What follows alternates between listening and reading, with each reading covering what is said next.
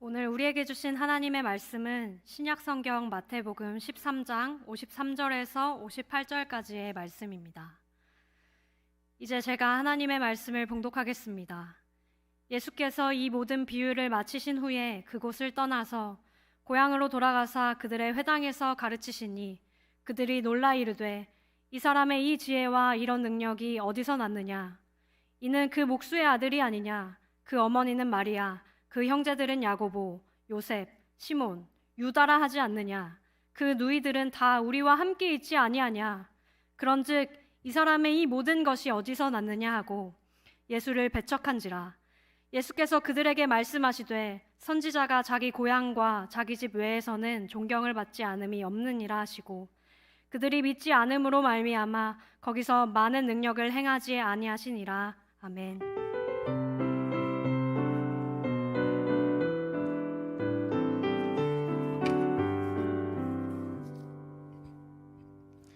참 좋으신 주님의 평강이 예배하시는 모든 분들에게 함께 하시기를 소망합니다. 오늘은 대림절 둘째 주일입니다. 이 땅에 오신 예수님을 기념하고 기억하고 다시 오실 예수님을 더욱 소망함으로 보내는 시간 되기를 원합니다. 또한 지금 이 시기는 2023년도의 마지막 달이고요. 마무리를 하는 그러한 시간이기도 합니다. 그래서 세상에서는 올 한 해를 마무리하며 2023년도 어떠한 일과 사건들이 있었는지를 정리를 하며 보내기도 합니다.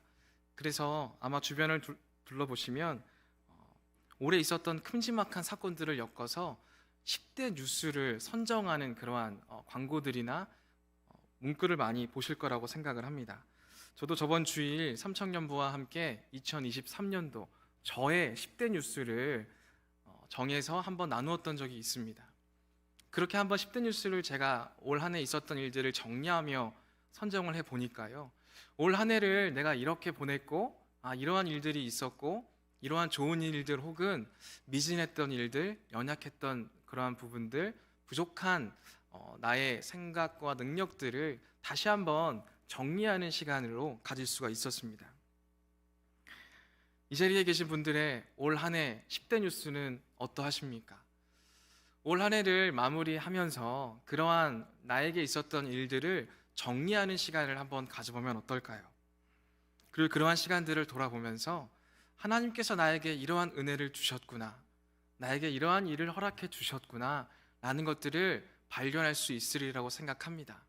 그렇게 한 해를 돌아보며 하나님의 은혜를 발견하고 그 은혜에 합당한 삶의 모습으로 살아가는 우리 모두가 될 수 있기를 바랍니다. 특히나 오늘 말씀을 통해서 그러한 부분들을 다시금 돌아볼 수 있기를 원합니다. 오늘 말씀은 예수님의 사역에 대해서 기록하고 있는데요, 예수님께서는 여러 가지의 사역들을 많이 감당하셨습니다. 특별히 가르치시고 전하시고 고치시는 사역들을 쭉 이어오셨습니다. 그러한 사역들을 이스라엘 땅 곳곳에서 행하시다가요, 오늘 말씀은 특별히 고향으로 가셔서 말씀을 전하시는 부분이 기록되어져 있습니다. 예수님의 고향이라 함은 나사렛을 뜻합니다.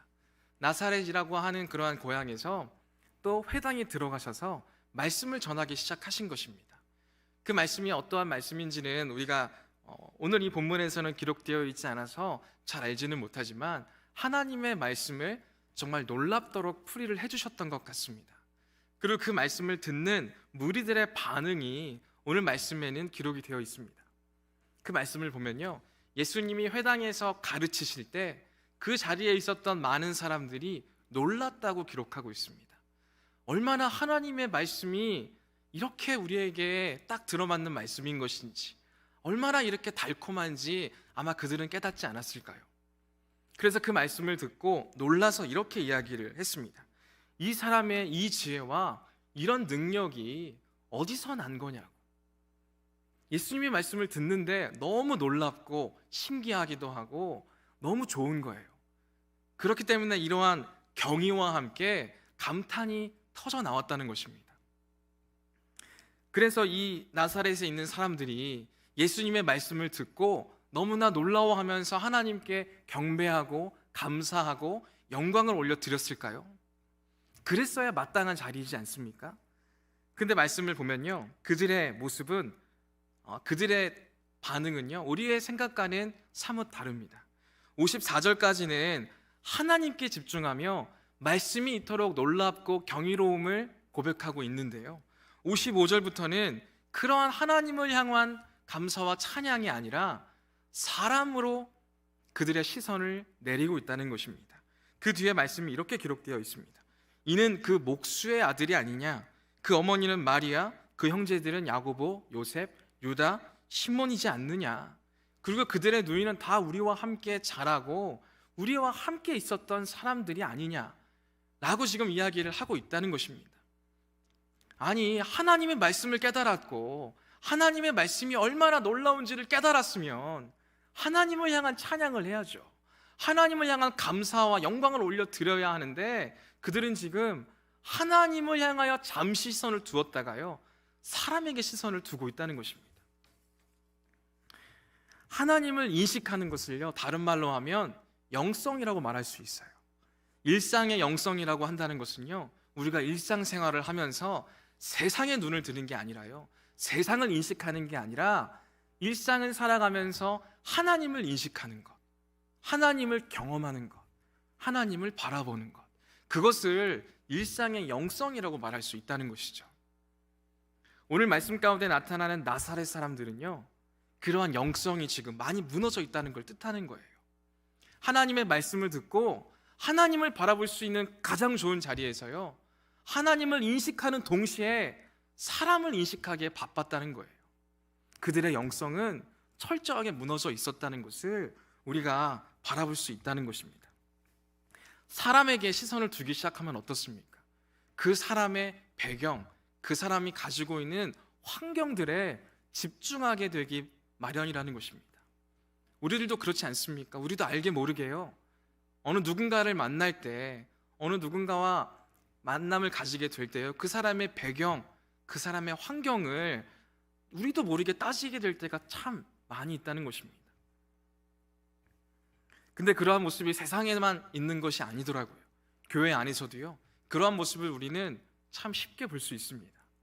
저의 경험을 잠시 나누면, 저는 목사님의 아들로 태어났습니다. 여러분들이 보시기에 목사님의 아들로 태어나면 어떨 것 같으세요? 부러우십니까? 나도 목사님의 아들로 태어났어야 했는데, 나도 목사님의 딸로 태어났어야 했는데 라는 생각이 드십니까?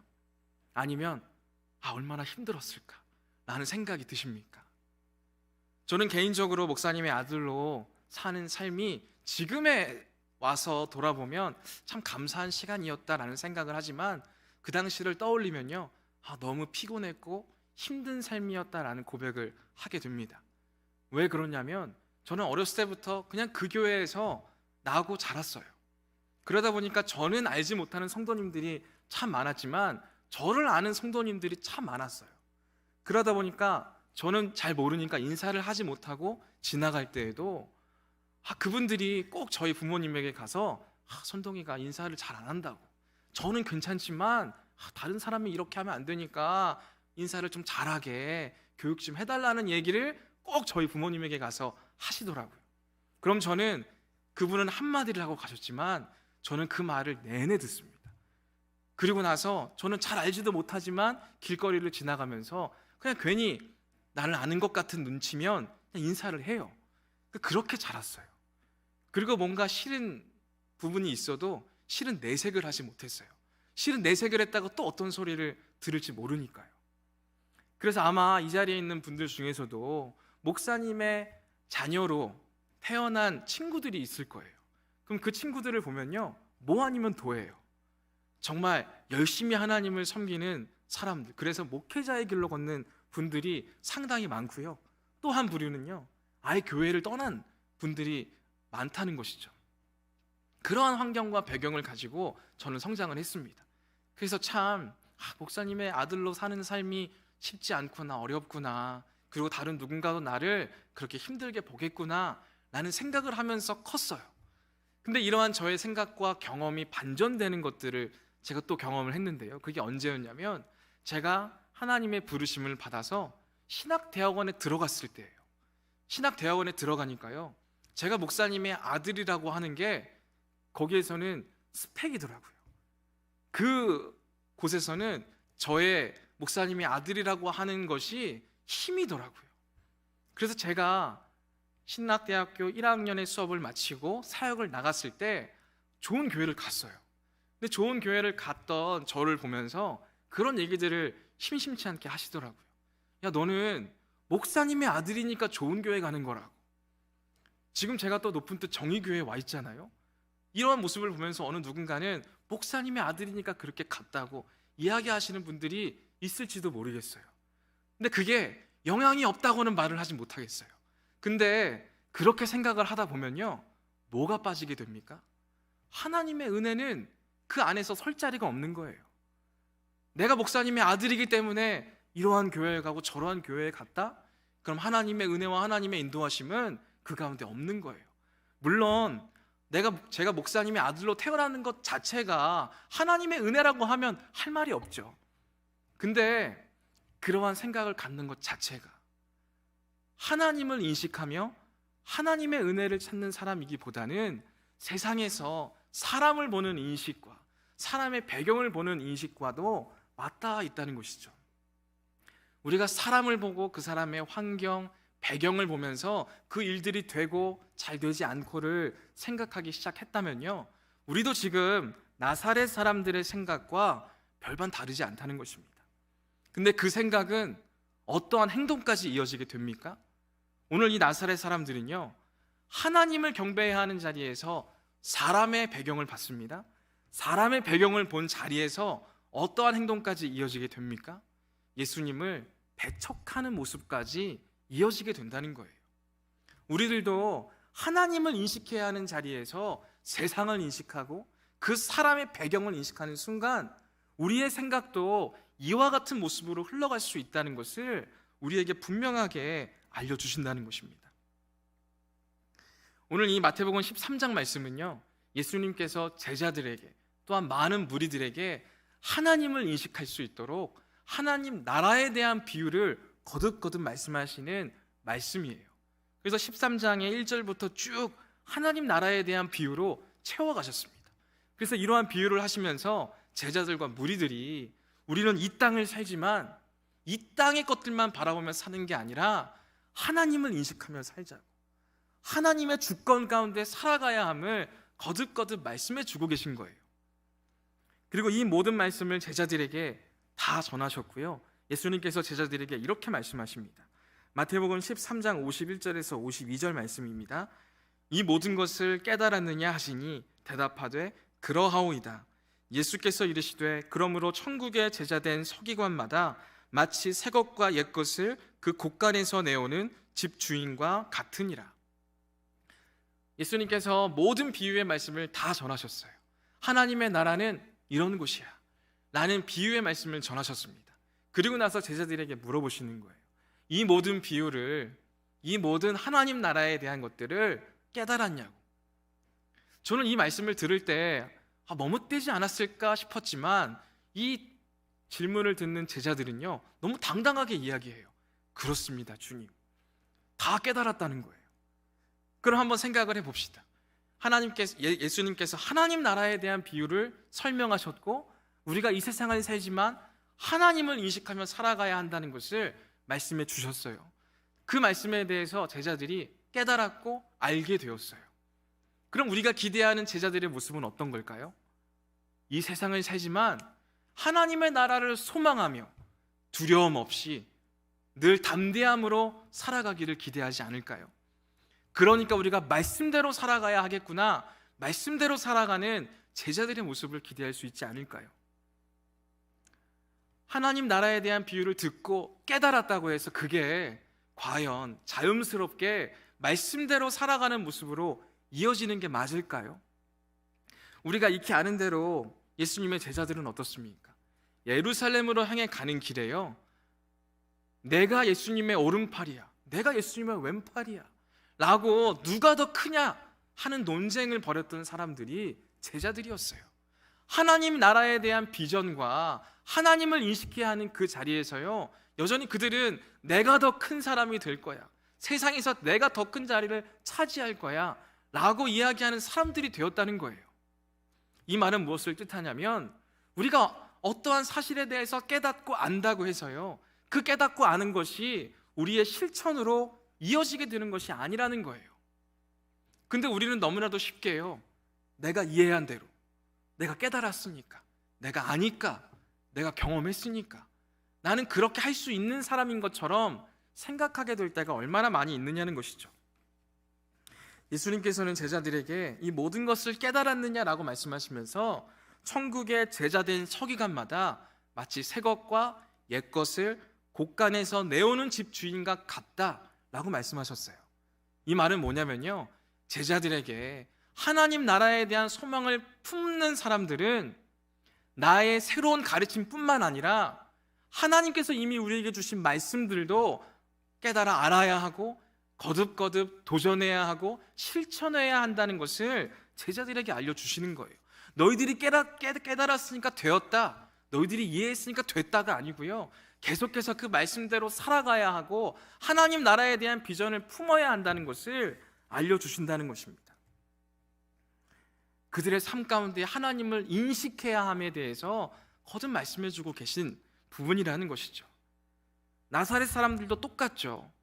하나님의 말씀에 대해서 들었어요, 깨달았어요, 은혜가 되었어요, 놀랐어요. 근데 그러한 모습 그대로 그들은 말씀대로 삶을 살아가지 않았다는 것입니다. 하나님을 인식해야 하는 그 자리에서 사람을 인식했고 그들이 가지고 있는 배경을 인식하기에 바빴다는 것이죠. 깨달았다고 해서, 이해했다고 해서 그 말씀대로 사는 모습까지도 자연스럽게 이어지지 않는다는 것을 분명하게 보여주신다는 거죠. 시간이 좀 오래 흘렀긴 했지만 수학 시간을 한번 생각을 해보세요. 수학을 배운 지가 오래되셨죠? 근데 수학 시간을 기억을 해보면 수학에 대한 이론을 우리가 배웁니다. 수학에 대해서 이러한 공식이 있다, 이러한 수업 내용을 수업 시간에 들어요. 그러면 잘 알다가도 모르겠고 이러한 모습입니다. 근데 선생님이 꼭 예제 1번 문제를 풀어주세요. 근데 예제 1번 문제를 풀어주면요, 알 것 같아요. 아, 저 공식은 내 공식인 것 같아요. 근데 선생님이 꼭 예제 2번 문제는 너네들이 풀어봐라 이렇게 하시면요, 못 풀겠는 거예요. 그럼 그때 무슨 생각을 하게 되는지 아세요? 왜 항상 선생님은 1번 문제를 풀고 우리는 어려운 문제를 주냐라는 생각을 하게 되더라고요. 저만 하는 거 아니죠? 저는 꼭 그랬어요. 왜 선생님은 맨날 1번 문제만 풀고 2번 문제, 어려운 문제를 우리에게 맡겨주냐고, 이런 불만들이 있었어요. 근데 그게 사실은 선생님이 이론을 가르쳐 주시고 예제 1번을 풀어주시는 거잖아요. 근데 우리는 그걸 보면서 안다고 생각해요. 내가 이해했다고 생각해요. 근데 실상은 내가 이해하지 못한 거예요. 내가 어떻게 써야 되는지를 모르는 거예요. 근데 우리는 이론을 알려주고 예제 1번 문제를 풀어줬으니까 아는 것으로 착각한다는 거예요. 그럼 그것이 정말 내 것이 되게 하기 위해서는 뭘 해야 돼요? 2번, 3번, 4번 수많은 문제들을 풀어봐야죠. 수많은 문제를 풀어보게 되었을 때 그 수학의 이론과 공식들이 내 것이 되는 거잖아요. 말씀도 똑같다는 거예요. 지금 나사렛 사람들도요, 말씀을 깨달았어요, 알았어요, 이해했어요. 근데 그 말씀대로 사는 모습을 도전해야죠. 한 걸음 더 걸어가야죠. 근데 이해했으니까, 깨달았으니까 마치 내가 그걸 다 아는 것 마냥, 마치 내가 그러한 삶을 사는 것 마냥 생각하게 되었을 때요, 우리는 너무 쉽게 영성을 잃어버리게 된다는 거예요. 그 자리에서 하나님을 인식하고 하나님을 인식하는 가운데 한 걸음 한 걸음 걸어가야 함에도 불구하고 너무 쉽게 세상으로 우리의 눈을 돌려버리게 된다는 것입니다. 하나님께서 우리에게 말씀해 주시죠. 또한 그 말씀대로 살아갔던 수많은 성경의 인물들이 있어요. 그게 어떻게 보면 우리에게 보여주시는 첫 번째 예제예요. 성경 인물들이 살아가시는 모습들, 우리는 예제로 그래, 이 모습은 나도 할 수 있어 라고 생각해요. 하지만 실제로 말씀대로 살아가면 어때요? 어려워요. 안 풀려요. 그럼 우리는 힘을 잃어버리는 거죠. 근데 어려운 게 당연한 거예요. 아직 내 것이 안 됐거든요. 믿기는 하지만 내 믿음대로 실천하는 모습들 가운데 하나님의 힘과 능력이 그 안에 있음에도 불구하고 어려우니까, 힘드니까 3번, 4번을 풀지 않으려고 하는 우리들의 모습이 있기 때문에 너무나 쉽게 세상을 바라보고 세상을 의지하는 모습으로 돌아가게 된다는 것입니다. 또한 마찬가지로 믿음 생활을 하다 보면요, 믿음 생활을 이렇게 하는 것이구나 하면서 알아가는 것들이 있어요. 수련회도 매년 똑같이 가죠. 수련회도 매년 똑같이 가면서요, 아, 수련회는 이런 것이구나 라고 알 때가 있어요. 알고 이해하고 그 모든 상황들을 깨달게 될 때가 있다는 것이죠. 그럼 우리들의 모습은 어떻습니까? 그래, 그러니까 내가 더 말씀에 집중하고 내가 더 기도하는 시간으로 가져야겠다 라고 하는 실천으로 가기보다는요, 그래, 그런 모습들이 있지, 그래, 그런 은혜가 있어. 근데 우리가 쉽사리 발걸음을 옮겨내지 못할 때가 얼마나 많이 있느냐는 것입니다. 수련회를 생각할 때요, 내가 일하는 것에 대한 힘든 게 먼저 떠오릅니다. 그러한 모든 모임들을 생각할 때요, 내가 누리지 못했던 수많은 휴식들이 떠올리게 될 때가 얼마나 많이 있느냐는 것입니다. 우리의 영성이 그렇게 점점 무뎌지게 된다는 것을 보여주시는 말씀이라는 것이죠. 수많은 예제를 우리는 풀어가야 하는 거죠.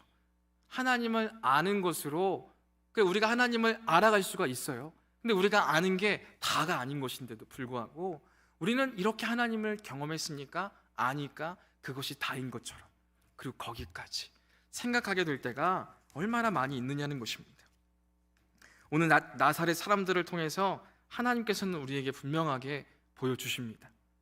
하나님의 말씀을 깨닫고 이해하고 알아가는 것으로 그치는 게 아니라 그 말씀대로 살아가고 말씀대로 응답하는 삶이 우리가 가져야 되는 모습이다 라는 것을 분명하게 도전하신다는 것입니다. 그러한 말씀대로 말씀을 듣고 깨닫고 이해하는 것으로 그치는 게 아니라 그 말씀대로 세상을 살아가고 이 세상을 살아가며 하나님을 인식하고 하나님을 인식하는 가운데 승리를 경험하게 되는 저와 모든 분들이 될 수 있기를 소망합니다. 또한 나사렛 사람들은요, 거기서 그치지 않습니다. 나사렛 사람들은 처음에 말씀에 대한 경의로 시작을 했다가 사람의 배경을 보기 시작하면서요, 점점 의심을 품기 시작해요. 이 사람의 이 능력과 이 힘이 어디서부터 나온 것이냐라는 질문을 던지기 시작합니다. 왜냐하면 그들의 가족들을 우리가 너무 잘 알거든요. 그들의 가족들이 우리와 함께 자랐거든요. 예수님도 마찬가지였어요. 예수님도 30살까지는요 그 지역에서 살던 사람이었어요. 너무나 잘 알기 때문에 도대체가 이 능력과 이 힘이 어디서부터 온 것이냐라는 질문을 던지기 시작했다는 것입니다. 그러한 모습은요, 얼추 이해가 되는 부분들이 있습니다. 저희들도 그렇지 않습니까? 저희들도 만약에 지금 함께 하시는 사람들 중에요, 뭔가 갑자기 목회자가 되는 사람이 있다고 생각을 해보세요. 갑자기 나와 함께 교회 생활을 하고 때때로 신실한 모습을 보이기도 하지만 나처럼 뭔가 날라리 같은 모습을 보이기도 했던 그러한 나의 친구, 나의 동역자들. 근데 갑자기 목회자가 된대요. 목회자가 된다고 했을 때 그분을 목회자로 존경하게 되나요? 그분을 정말 목회자로서 대우해주게 되느냐는 거죠. 우리는 아마 누구누구 전도사라고 말하며 그냥 친구처럼 대하게 될 때가 많지 않겠느냐는 거예요. 오늘 예수님도 똑같죠. 예수님이 갑자기 말씀을 잘 전하기 시작하세요. 많은 무리들을 이끄세요. 근데 30살까지 내가 봐왔던 예수는 저런 사람이 아니었는데, 야, 참 놀랍다, 이러한 반응까지는 우리가 이해할 수 있지 않느냐는 거죠. 근데 그들의 반응은요, 그걸 뛰어넘는 반응이었어요. 그들의 반응은 어떻습니까? 이 사람의 이 모든 것이 어디서 났느냐는 거예요. 어디서 났느냐는 이러한 질문은요, 한 가지 전제를 깔고 있어요. 저건 하나님으로부터 난 게 아니야 라는 전제를 깔고 하는 질문이 되어진다는 거예요. 한 걸음 더 나갔어요. 이 전 말씀에서요, 바리새인들과 서기관들이 예수님이 귀신을 쫓아내는 사역을 하시는 걸 보고서요, 예수님을 향해 이렇게 이야기합니다. 당신이 귀신을 쫓아낼 수 있는 건 귀신들의 왕인 바알세불을 힘입어서 당신이 이렇게 할 수 있는 것이라고, 이러한 이야기를 하는 모습들을 우리는 기억할 수 있다는 것이죠. 나사렛에 있는 사람들도요, 지금 그러한 인식 가운데 있다는 거예요. 사람을 인식했고 그 사람의 배경을 보기 시작하니까요, 이러한 모습까지 나타나게 되는 거예요. 예수님이 그래서 별다른 뭐 다른 것을 행동했다거나 다른 말들을 해서 그들이 배척한 게 아니에요. 하나님을 향한 경외와 그리고 사람들을 보기 시작했을 때 그들의 생각은 여기까지 흘러가고 있었다는 것이죠.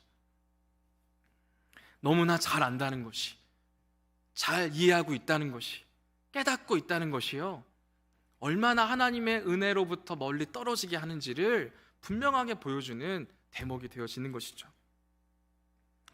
우리의 모습을 한번 돌아보기를 원합니다. 오늘 말씀 가운데 나사렛 사람들의 모습이 우리와는 멀게 느껴지십니까? 내가 이 자리에 있었다면 그렇지는 않을 텐데 라고 생각하십니까? 그럼 한번 질문을 바꿔서 생각을 해봅시다.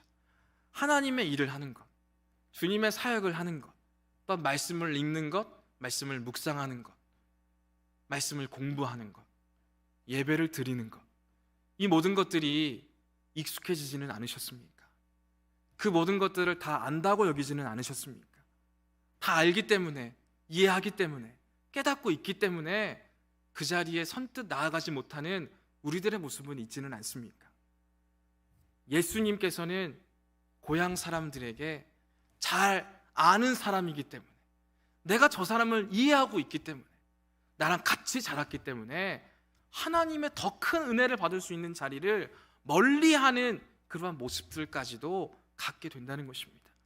근데 그러한 모습을요, 우리도 마찬가지로 너무 쉽게 갖게 되는 모습이라는 것입니다. 오늘 말씀을 통해서 이러한 모습들이 우리 안에 있지는 않은지 다시 한번 돌아볼 수 있기를 원합니다. 내게 익숙했던 사역이요, 내게 익숙했기 때문에 그 일들을 이제는 그만해야겠다가 아니고요, 내게 익숙한 모습이 옛것이 있는 동시에 우리는 새 것을 같이 곳간에서 나와서 함께 가지고 있을 수 있는 사람이 되어야 합니다. 예수님께서는 바로 그것을 도전하고 계세요. 예수님을 우리가 십자가에 못 박혀 죽임당하셨고 부활하셨다는 걸 아니까 우리가 예수님을 다 아는 것입니까? 그래서 우리가 그 받은 사랑대로 사랑을 베풀며 살아가고 있습니까? 그렇지 않지 않습니까? 알면 알수록 예수님은 더 많은 것들을 깨닫게 하세요. 알면 알수록 더 많이 우리가 해야 할 주님의 일들이 있다는 것을 오늘 주님께서는 우리에게 보여주고 계신다는 것입니다. 그러한 모습에 맞게 익숙하다고 하여 멀리하지 않고 다 안다고 해서 그 모습을 피하지 않는 우리 모두가 될 수 있기를 소망합니다. 또한 한 가지 더 보기를 원하는 것은요, 예수님께서는 나사렛 사람들에게 배척당하셨습니다. 배척당하시고 나서요, 이렇게 말씀하셨습니다. 마태복음 13장 57절 말씀입니다. 예수를 배척한지라 예수께서 그들에게 말씀하시되 선지자가 자기 고향과 자기 집 외에서는 존경을 받지 않음이 없느니라 하시고, 예수님께서는 존경받지 못하셨습니다. 환대받지 못하셨습니다. 왜 그렇습니까? 예수님을 너무 잘 알기 때문에 그렇죠. 예수님을 너무 어렸을 때부터 봐왔기 때문에 그렇죠. 누가복음 4장 24절에서 27절까지의 말씀도 그 모습을 좀 더 자세하게 우리에게 알려주고 있습니다. 또 이르시되 내가 진실로 너희에게 이르노니 선지자가 고향에서는 환영을 받는 자가 없느니라.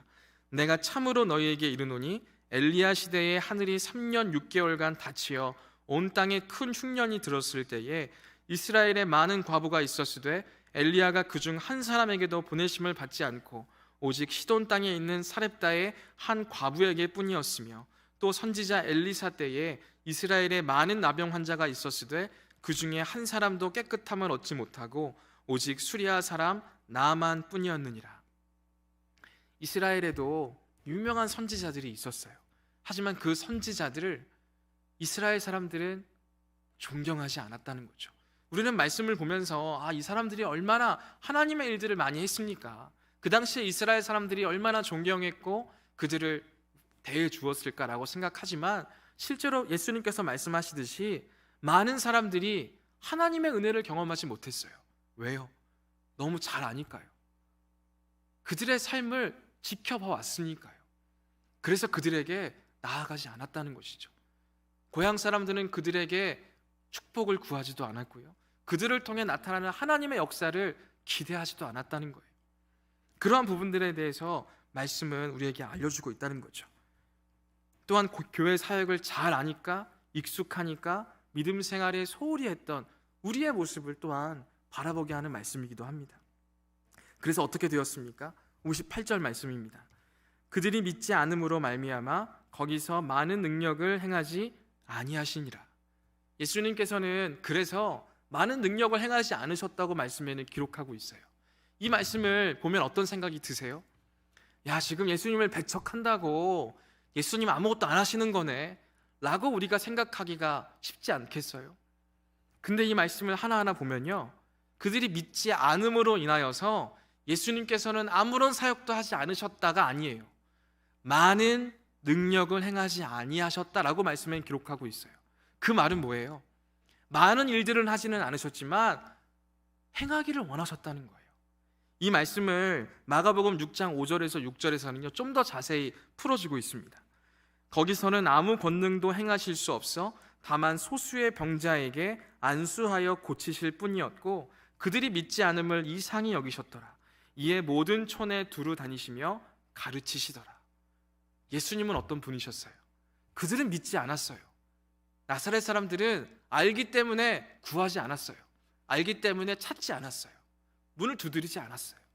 하지만 그럼에도 불구하고 예수님께서는요 우리를 부르시는 하나님이시라는 거예요. 우리에게 은혜를 베풀기를 원하시는 분이라는 거예요. 그렇기 때문에 예수님에게 나오는 소수의 병자들에게 안수하실 수 있었고요, 그러했기 때문에 예수님께서는 계속해서 두루 다니시면서 말씀을 전하시고 가르치셨다는 것을 우리가 알 수 있다는 것이죠. 우리에게 올 한 해 베푸신 은혜가 얼마나 많이 있는지 한번 돌아볼 수 있기를 원합니다. 저도 2023년도를 돌아보면서요 가장 먼저 하나님의 은혜를 받은 나의 모습이 어떠한 모습일까를 생각해 보는데요, 바로 생각이 안 되더라고요. 왜 그런가 하니 사람의 평가, 사람의 그러한 여러 가지 생각들이 하나님의 은혜를 받은 모습이라고 생각하지 못하도록 저를 이끌어가고 있더라고요. 그렇기 때문에 오늘 말씀을 통해서 우리가 다시금 바라봐야 하는 거죠. 하나님의 은혜가 아닌 순간이 없구나. 그럼 사람의 시선과 사람의 인식 가운데 나의 올 한 해를 바라보는 게 아니라 그럼에도 불구하고 나를 붙잡아 주셨던 그 하나님의 손길을 돌아봐야 하겠구나 라는 생각을 하며 저의 한 해를 돌아볼 수 있었다는 것이죠. 지금 이 자리에 있는 모든 분들도 그러한 마음으로 올 한 해를 돌아볼 수 있기를 원합니다. 사람의 시선과 사람의 인식과 사람의 평가를 얼마나 많이 생각하셨습니까? 그러한 가운데 우리의 영성은 얼마나 많이 무너졌습니까? 오늘 말씀을 통해 그 위험성에 대해서 분명하게 말씀해 주셨고요, 하지만 그럼에도 불구하고 우리를 부르시는 예수님의 손길을 바라보게 하셨습니다. 그럼에도 불구하고 우리에게 은혜를 베푸시는 예수님의 모습을 바라보게 하시는 거예요. 그럼 우리가 가져야 되는 모습은 무엇이겠습니까? 그럼에도 불구하고 우리를 부르시는 하나님의 손길을, 하나님의 은혜를 붙잡는 삶이 우리가 가져야 되는 모습이지 않을까요? 올 한 해를 그렇게 마무리하고요, 2024년도를 그렇게 기대했으면 좋겠습니다. 우리를 여전히 붙들어 주시는 하나님의 손길을 내가 이렇게 붙잡겠습니다. 2024년도를 생각하고 계획할 때요 명확하게 우리의 믿음의 도전을 하나씩 세워나갔으면 좋겠어요. 내가 주님을 위해 이러한 부분을 도전하겠습니다. 내가 주님을 위해 이러한 자리에 서겠습니다 라는 우리의 명확한 도전과 결단이 있기를 소망합니다. 그것이 우리가 은혜로 사는 삶일 것입니다. 그것이 우리가 하나님의 부르심에 응답하는 우리의 응답의 모습일 것입니다. 그러한 모습으로 걸어가 정말 2024년도는 주님의 은혜가 아니면 안 되는 시간들로 채워나가고 올 한 해를 나에게 어떠한 은혜를 주셨는가라고 돌아보게 될 때 정말 하나님의 은혜만이 가득 기억나고 그로 인해서 감사하고 그로 인하여서 우리의 모든 일상을 하나님을 인식하며 보낼 수 있는 저와 모든 분들이 될 수 있기를 간절히 소망합니다. 이 시간 함께 말씀을 위해서 기도하도록 하겠습니다. 함께 기도하실 때 우리의 믿음 생활을 위해 기도하기를 원합니다. 우리는 정말 수많은 자리에서 주님의 말씀을 듣게 될 때가 있습니다. 또한 수많은 자리에서 믿음 생활을 도전할 때가 있습니다. 그래서 우리는 주님에 대해서 잘 안다고 생각할 때가 참 많습니다. 하지만 주님을 잘 안다고 해서, 주님을 잘 알기 때문에 더 믿음의 자리에, 더 주님의 손길이 필요한 자리에 나아가려고 하기보다는 너무 잘 안다고 생각하기에, 너무 이해하고 있다고 생각하기에 오히려 더 큰 은혜의 자리를 꺼려했던 우리들의 모습이 있지는 않습니까? 우리도 잘 모르는 사이에 그러한 모습으로 흘러가고 있지는 않았습니까? 그렇게 우리의 믿음을 위해 다시금 기도하기를 원합니다. 우리의 일상 가운데 하나님을 인식하는 우리의 도전이 끊어지지 않게 하시고, 하나님을 매 순간순간마다 바라보고 하나님의 일들을 또한 계획하고 하나님의 일들에 함께 도전할 수 있는 우리 모두가 될 수 있게 해달라고 기도하기를 원합니다. 내가 안다고 해서 은혜의 자리를 멀리하는 것이 아니라 바로 내가 있는 그 자리가 주님께서 나와 만나기를 원하는 장소이고, 바로 그곳이 주님께서 말씀하시는 자리임을 알게 해달라고 기도하기를 원합니다. 또한 이제 앞두고 있는 새해를 맞이하면서 우리가 말씀의 기초를, 신앙의 기초를 다시금 세워나갈 수 있게 해달라고 기도하기를 원합니다.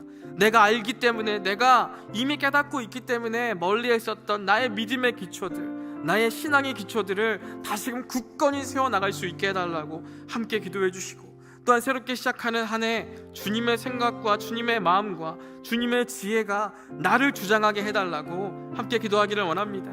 또한 우리 청년부를 위해서도 기도하기를 원합니다. 우리 모든 청년부 한 사람 한 사람이 주님의 은혜를 깊이 경험하고 주님의 은혜를 나누는 한 해의 마지막을 보내게 하시고, 또한 내년도를 계획하고 내년도를 기대하고 기도하면서 주님의 은혜가 또 나를 어떻게 붙들어 주실지, 이미 내가 아는 장소이지만, 이미 내가 아는 그러한 모임이지만, 그렇게 아는 그 자리를 통해서 새롭게 어떻게 역사하실지, 새롭게 어떠한 은혜를 부어주실지를 기대하는 마음이 우리의 마음 가운데 더 크게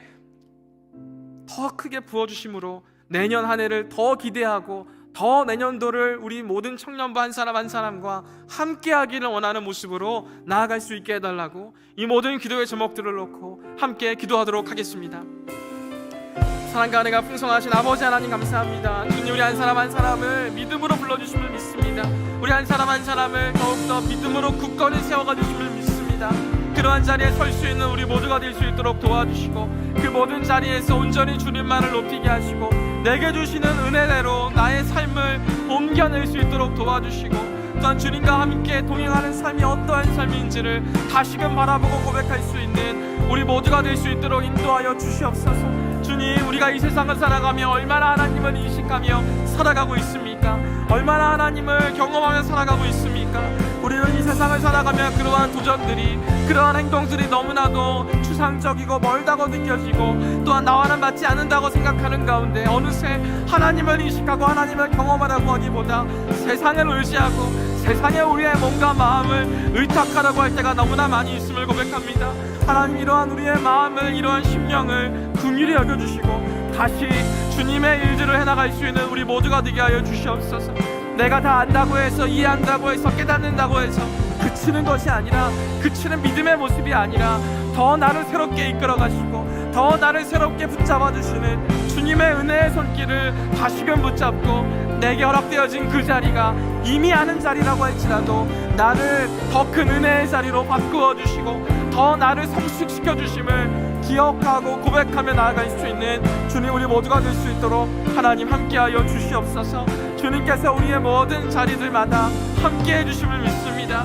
주님께서 우리의 모든 생각들을 주장해 주심을 믿습니다. 또한 그러한 모습으로 우리 청년부 한 사람 한 사람을 세워주시고 우리 모든 부서들을 세워주시고 함께 합력하여 선을 이루어갈 수 있는 우리 모두가 될 수 있도록 하나님 함께하여 주시옵소서. 주님께서 은혜 베풀어 주심을 믿습니다.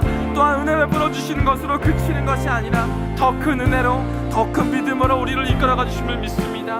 하나님, 그러한 은혜로, 믿음으로 나아갈 수 있는 주님, 우리 모두가 될 수 있도록 인도하여 주시옵소서. 하나님께서 함께해 주심을 믿습니다.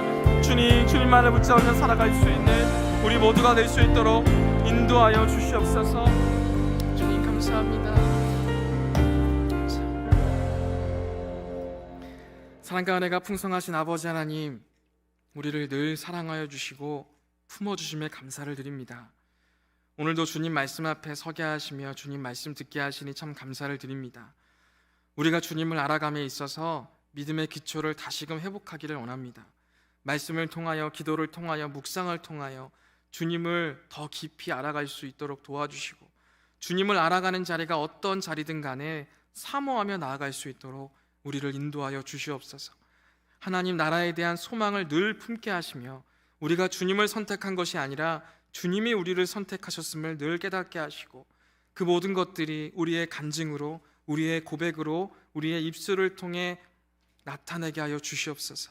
또한 예수 그리스도의 모든 발걸음을 바라보며 우리도 한 걸음 한 걸음 따라 걸어가게 하시고, 주님의 마음이 우리 마음이 되게 하시고, 우리의 마음이 주님의 마음이 되는 그러한 믿음의 사람이 우리 모두가 되게 하여 주시옵소서. 또한 올 한 해가 얼마 남지 않았습니다. 올 한 해를 잘 마무리해 나갈 수 있도록 도와주시고, 이제까지 우리를 붙잡아 주셨고 인도해 주셨던 하나님의 은혜를 돌아보게 하시고, 또한 더 큰 은혜의 자리로 우리를 이끌어 가실 것을 소망하며 2024년도를 기대하며 기다릴 수 있는, 또한 기도할 수 있는 우리 모두가 되게 하여 주시옵소서. 이 모든 말씀 온전히 주님께 의탁드리오며 예수 그리스도의 이름으로 기도드립니다. 아멘. 이 시간 자리에서 일어나셔서 하나님의 부르심이라는 찬양을 부르시면서 함께 결단하며 나아가도록 하겠습니다.